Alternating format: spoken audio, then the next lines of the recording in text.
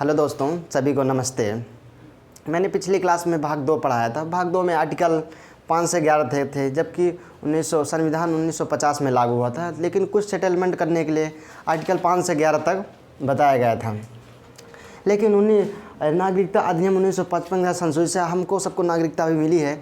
आधार card तो 1955 के संशोधित के आधार पर ही सबको मिला है। इसमें 5 विधियाँ हैं, जबकि जन्म के आधार पर नागरिकता मिलने से विदेश के लोग हैं, पाकिस्तान के लोग हैं, वहाँ 3 शादी करते हैं और डिलीवरी करने के लिए भारत भेजे। यहाँ सस्ती दवाई भी मिलती हैं, अच्छे डॉक्टर भी हैं, तो यहाँ उनके बच्चे हुए, डिलीवरी हुई तो उनको यहाँ की नागरिकता मिल जाएगी। लेकिन यह थोड़ा सा बहुत विरोध काम था। तब 1986 में संशोधित किया गया।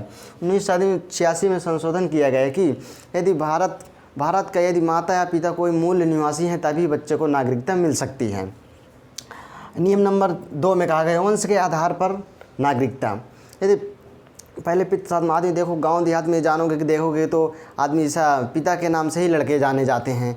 यदि पिता मर गया तो भी आदमी स्वर्गीय लगा कर कि उसका लड़का है, तो पहले ये था। तो लेकिन इसमें भी जैसे पिता पाकिस्तान का है तो उसे पाकिस्तान की ही नागरिकता मिलेगी, माता इंडिया की है तो नागरिकता नहीं मिलेगी बच्चे को।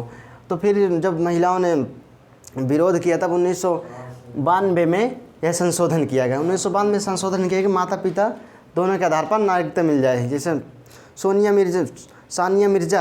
मिर्ज़ा भारत की निवासी है, उसे भारत की नागरिकता है, लेकिन उसके पति पाकिस्तान के हैं। लेकिन वह देखो पाकिस्तान में तहलका मचा है, कितना घूमती है, लेकिन संसद देख भी रहा है यदि वह उधर की नागरिकता पाकिस्तान की ली तो इधर की नागरिकता ख़त्म कर दी जाएगी। जैसे उसकी अभी एक लड़की हुई है, उसकी लड़की चाहेगी तो 18 साल बाद पाकिस्तान की वह नागरिकता ले सकती है, भारत की एक जगह की नागरिकता उसको मिल जाएगी। नियम नंबर 3 में है पंजीकरण के आधार पर। यदि विदेश का कोई नागरिक यदि भारत की नागरिकता लेना चाहता है तो उसको विवाह करना पड़ेगा या नौकरी करना पड़ेगा और 7 साल कंटिन्यू भारत में रहना पड़ेगा, तो उसको नागरिकता मिल सकती है। लेकिन विचार किया जा सकता है, नागरिकता मिल सकती है। यदि कोई अपराध करता है तो उसकी नागरिकता खत्म भी की जा सकती है।